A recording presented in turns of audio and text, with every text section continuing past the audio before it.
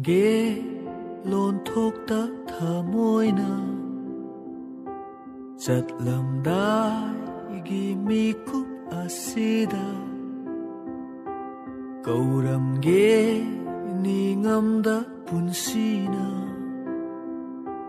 Laibk faba kanagi khongloi Pirmge nuja nggi mngol Yaifana leiuko Nungyna leiuko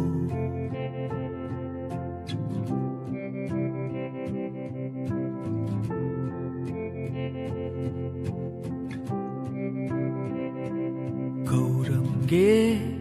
kaongmda leinungsi Pamjaba leikol satkhrbi Hinglage eigi hwkhr wari ningsinglaga Nangbu ningsingduna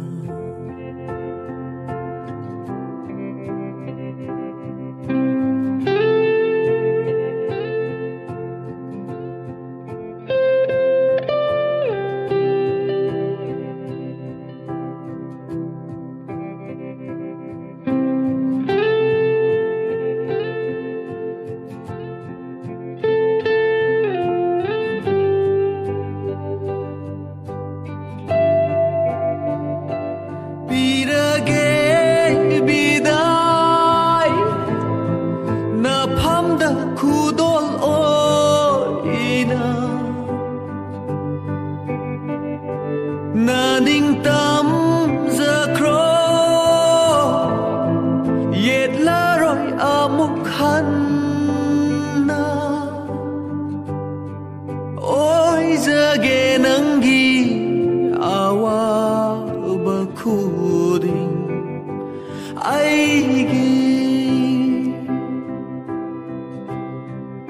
amukhanna u bafandana leikhol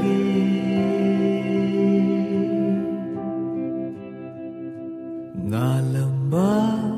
mairi sumut khare leihori mairi gi maisadi ngalamba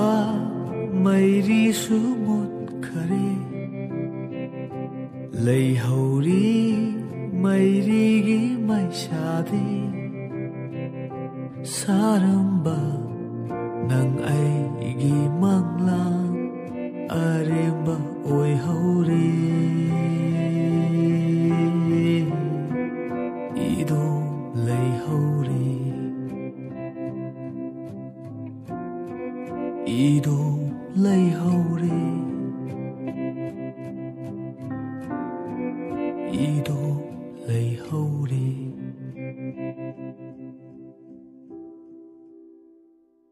Thingnasi mathangi mapokta lauko eigi